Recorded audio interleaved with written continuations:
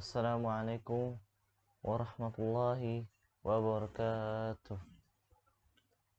Perkenalkan, nama saya Muhammad Kasih Kusori dari kelas SI2SP. Akan mempresentasikan untuk tugas ujian akhir semester dengan judul Paradigma dan Prinsip Usability. Tujuan: mengetahui paradigma dan prinsip usability yang merupakan faktor penting dalam membangun model interaksi manusia dan komputer yang baik. Overview: sistem model interaksi manusia dan komputer harus bersifat usable, yang berarti mudah dimanfaatkan, mudah digunakan ya. Adapun masalah bagaimana mengukur tingkat usability, bagaimana kita mengembangkan suatu sistem untuk memastikan usability. Pengertian usability: measure of the ease with which a system can be learned or used, its safety, effectiveness, and efficiency, and attitude of its user towards it. Yang artinya ukuran kemudahan suatu sistem dapat dipelajari atau digunakan, keamanannya, efektivitasnya, efisiensinya, dan serta sikap pengguna ke arah itu.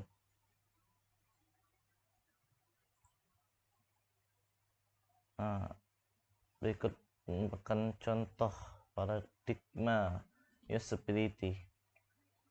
Yang dahulu komputer itu sangatlah besar dan mahal. Dalam perkembangan zaman teknologi itu akan berubah menjadi lebih simple ya, lebih simple, lebih murah juga. Dari komputer yang sangat besar menjadi PC yang saat ini kita gunakan, bisa kita gunakan, dan ada juga telepon genggam ya. Selanjutnya, prinsip-prinsip usability: learnability, flexibility, effectiveness. Merupakan attitudes. Yang pertama, learnability. Apa itu learnability? Yaitu kemudahan. Kawan nih. Aku nak ini. Langsung potong.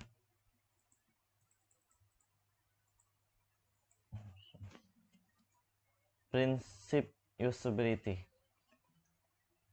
Pertama, learnability. Apa itu learnability?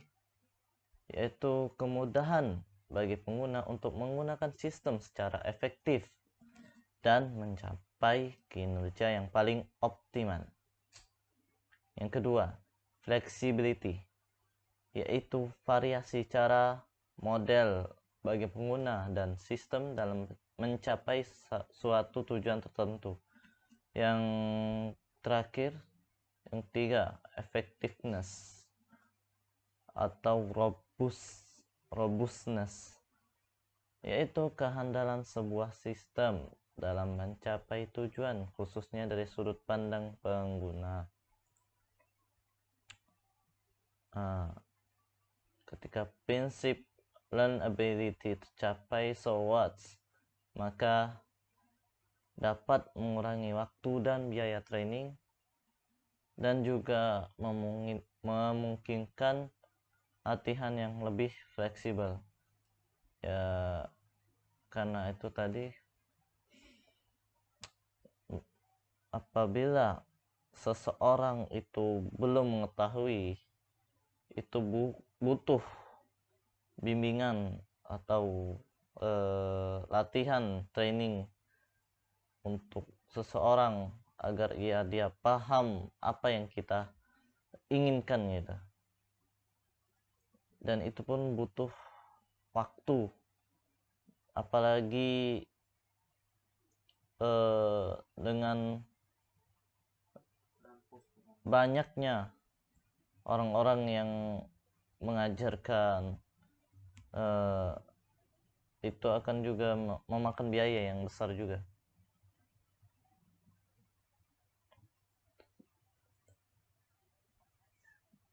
Nah, ini prinsip-prinsip yang mempengaruhi tingkat learnability. Ada 5. Pertama, predictability. Yang kedua, feedback. Yang ketiga, familiarity. Yang keempat, generalizability. Yang kelima, consistency. Apa itu predictability? Nah, yaitu pengetahuan pengguna mengenai interaksi yang telah dilakukan. Berarti seorang itu dapat mengetahui secara langsung walaupun tidak dilakukan training ya terlebih dahulu. Yang kedua, pengetahuan pengguna mengenai operasi berikutnya yang dapat dikerjakan. Nah, setelah dia tahu di awal, selanjutnya dia pun tahu apa yang ingin dia kerjakan, yang dapat dia kerjakan. Kedua, feedback. Seberapa jauh pengguna mengetahui akibat dari suatu interaksi. Nah, ini contoh predictability. Dalam e-commerce ini ya, pembelian akan diberi kemudahan bagi pengguna ketika seseorang ingin membeli kamera, misalnya kamera ini ya EOS 2000, dia akan tampil ya di halaman utama itu beranda dulu. Ketika dia ingin mencari apa yang dia inginkan, itu dia memilih pilihan, ada beberapa pilihan, dan pilihlah dan memilih yang dia akan beli ya. Seperti ini beranda, terus kamera, nah terus jenisnya apa lagi, kamera digital, dan jenisnya ada lagi yang DSLR dan lain-lain. Dia juga akan memilih. Nah, dari situlah dia akan memilih beberapa produk kan yang ia akan beli, dan itu memudahkan bagi pengguna, si user, dengan harga telah ditampilkan dan terdapat juga deskripsi tentang produk yang ingin dibelinya, fotonya, dan lain-lain. Berikutnya, contoh feedback. Feedback yang ia akan beli ya,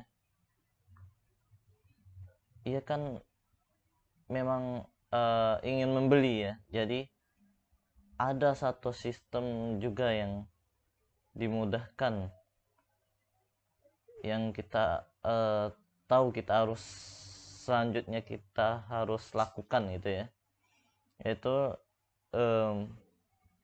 melakukan pembelian.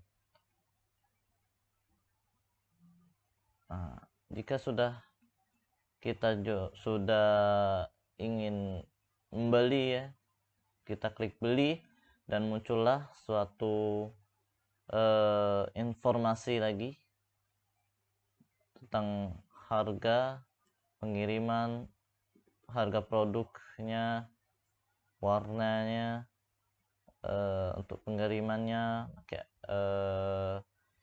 pakai apa kan. Jadi tadi sudah ditampilkan secara langsung oleh e-commerce ini ya, yang memudahkan kita walaupun kita tidak diberi latihan terlebih dahulu atau diajarkan terlebih dahulu. C. Familiarity, yaitu pengguna dapat melakukan analogi dalam desain sistem dengan aplikasi sejenis ataupun alat sejenis yang sebelumnya telah dianggap populer. Yang terakhir, generalizability. Oh ini enggak, yang keempat ya, keempat ini generalizability, yaitu perluasan pengetahuan dalam interaksi tertentu untuk digunakan dalam sistem yang baru, yaitu dipengaruhi oleh standar dan panduan. Nah, berikut contohnya. Seorang jika ingin membeli ya, dia pasti ingin mencari barang itu sama tetapi di tempat lain istilahnya, seperti contohnya pasar kan. Jika dia ingin membeli sesuatu, nah dia tanyakan satu tempat ini, misalnya tempat A, nanti dia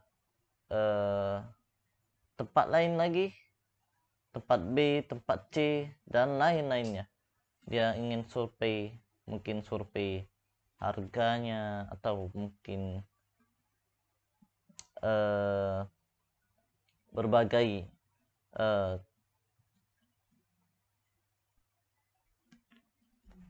aksesorisnya ya. Seperti di tampilan di sini kan, satu di Tokopedia dan satu lagi di Lazada. Walaupun beda tampilannya, tetapi dia ingin satu tujuan, yaitu membeli kamera tersebut. Dia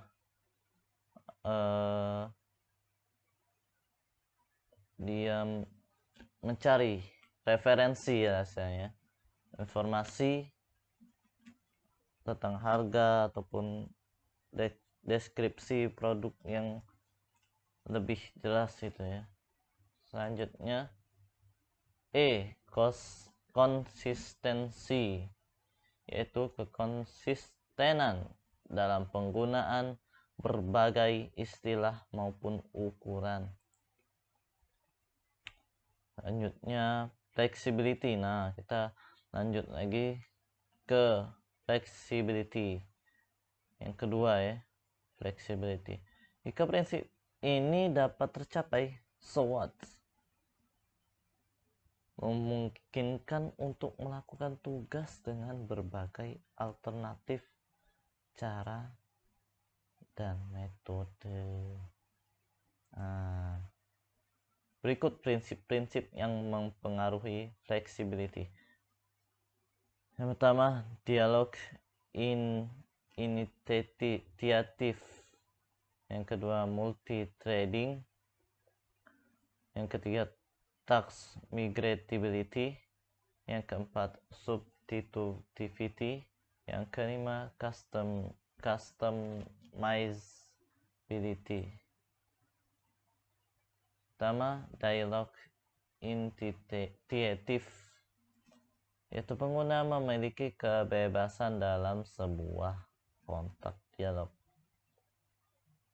Nah, ini diberikan pilihan ya, jadi tergantung pengguna dia ingin pilih save, don't save, ataupun cancel. tadi. Selanjutnya, multi threading, yaitu kemampuan sistem untuk mendukung interaksi pengguna dalam melakukan lebih dari satu pekerjaan pada waktu yang sama. Selanjutnya, task migrability, yaitu kemampuan untuk melakukan migrasi baik berupa data ataupun hasil proses ke aplikasi lain. Yang keempat, substitutivity, yaitu sebuah perintah yang dapat diganti dengan padanan lain, contohnya penyediaan shortcuts. Yang terakhir, customizability, yaitu desain yang dapat dimodifikasi oleh pengguna secara adaptif atau sesuai dengan tujuan utama masing-masing, contohnya pengaturan toolbar dan letak icon. Ini kemudahan ya, fleksibilitas,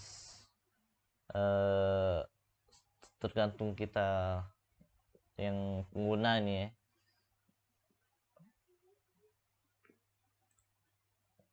Selanjutnya, effectiveness, ini yang ketiga. Jika prinsip ini dapat tercapai, so what? Memungkinkan untuk meningkatkan produktivitas pengguna. Berikut prinsip-prinsip yang mempengaruhi tingkat effectiveness.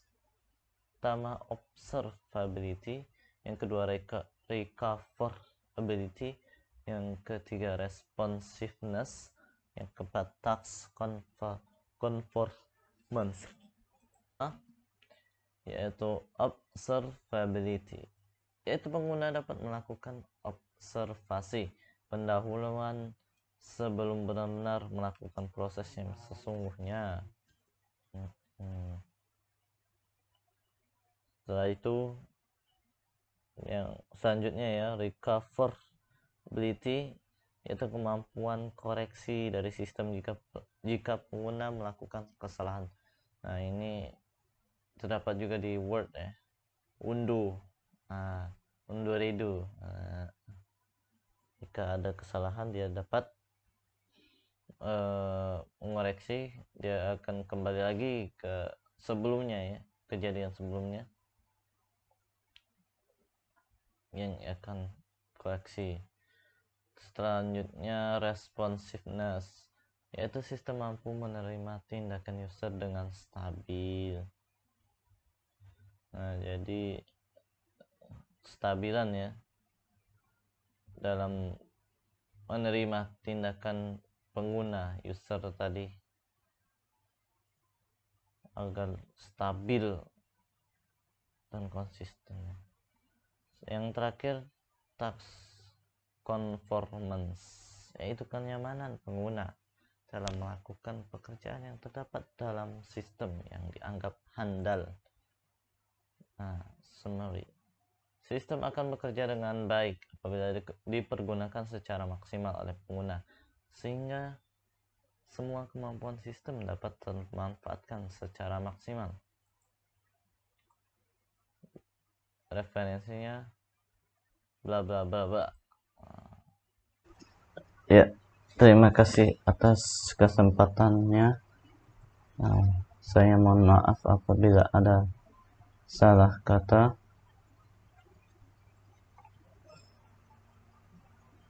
Dan saya akhiri. Assalamualaikum warahmatullahi wabarakatuh.